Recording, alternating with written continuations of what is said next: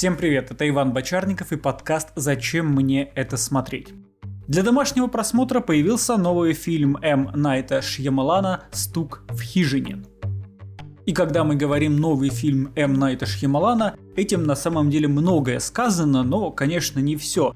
Всегда интересно, что он там опять придумал.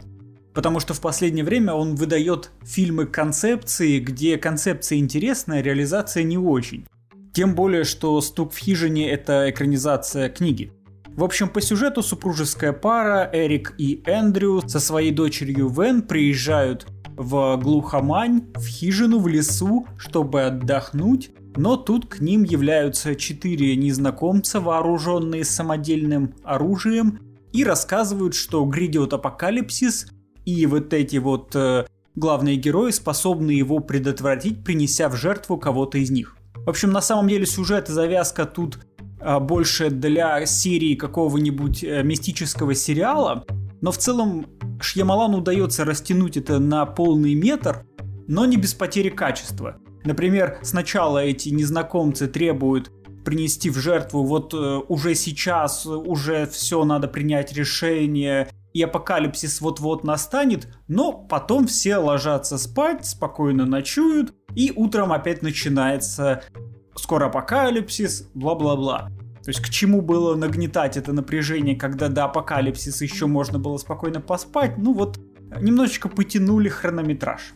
Фильм снят на стыке жанров мистики, фантастики, ужасов, триллера. Самое страшное тут, наверное, первая сцена, в которой маленькая девочка Вен собирает кузнечиков, и к ней из леса выходит Леонард, которого играет Дэйв Батиста. Ну а вы представляете, да, Дэйв Батиста — это 2-метровая, 140-килограммовая детина с кучей татуировок, который выходит из леса к маленькой девочке. Дальше, конечно, нет настолько же прикольных сцен, но местами режиссер жонглирует нашим восприятием, когда таинственные незнакомцы, которые по природе жанра должны быть маньяками, оказываются вполне себе вежливыми людьми. То есть, если вам нравится шьямалановский триллер, обязательно оцените «Стук в хижине».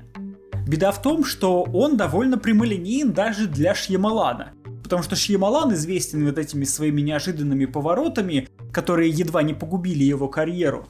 Поэтому он стал пытаться больше в режиссуру, а не в эти самые сюжетные повороты. В фильме «Стук хижины» этих сюжетных поворотов очень мало, он довольно прямолинеен. Из-за этого напоминает мне серию сериалов.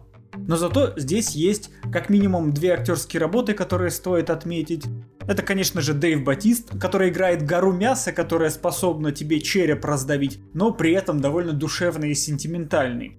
И Бен Элдридж. Я, честно признаться, раньше не помню, где я видел этого актера, но играет он на порядок лучше, чем фильм того заслуживает.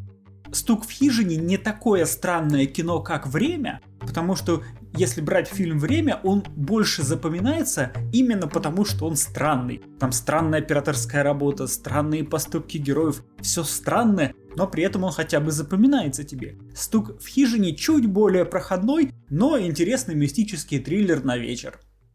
Это был подкаст «Зачем мне это смотреть?». Все ссылки в описаниях. Спасибо за прослушивание, хорошего вам настроения.